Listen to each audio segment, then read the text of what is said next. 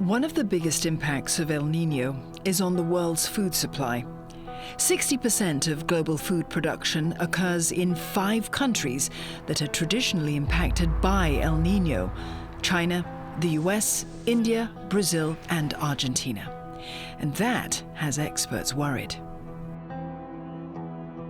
The likelihood of a strong El Niño event has certainly increased in the last couple of weeks, with the peak expected around November to December.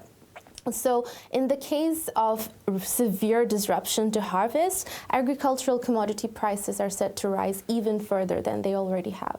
If you look at history, El Niño events directly precede or coincide with periods of rice price inflation. Now, if you look at just Southeast Asia alone, the food accounts for 40% of the CPI index, which is the shopping basket, and rice is the major staple for most households in the region.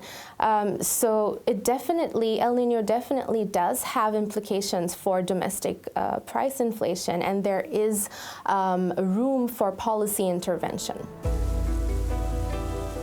And this could not have come at a worse time, with food prices already elevated due to the Russian-Ukraine war and inflationary pressures hitting consumers' wallets all over the world. Despite these concerns, El Niño is not expected to push the world into recession.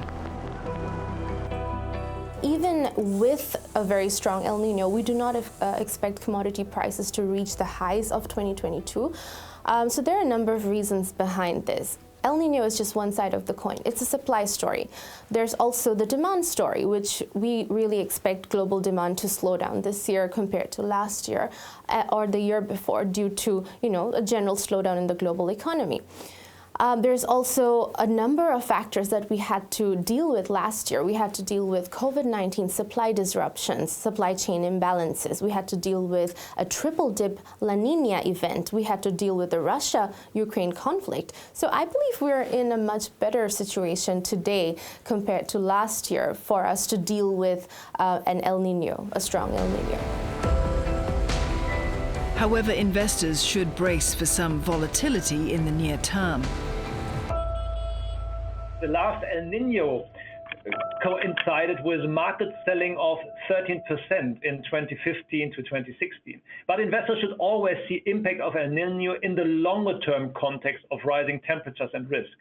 This is yet another wake-up call, what we need to approach investments differently. Don't rely in this context as an investor just on tactical portfolio changes. The most reliable source of portfolio returns remains a long-term, well-diversified portfolio. So how should investors prepare their portfolios for these weather events? Firstly, from a top-down view, just understanding where the risks are in your portfolio. What's your risk exposure to inflation, to rates, your risk exposure to countries, geographies, as well as sectors.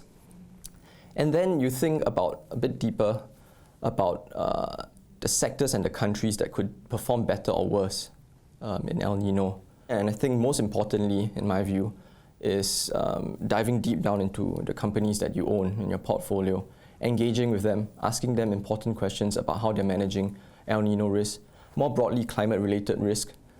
Questions like, did you have to change anything in terms of operations? Do you have to diversify your supply chain? What steps is management taking to future-proof the business in the light of increased climate-related risks? As with all negative events, there can also be an upside for the savvy investor.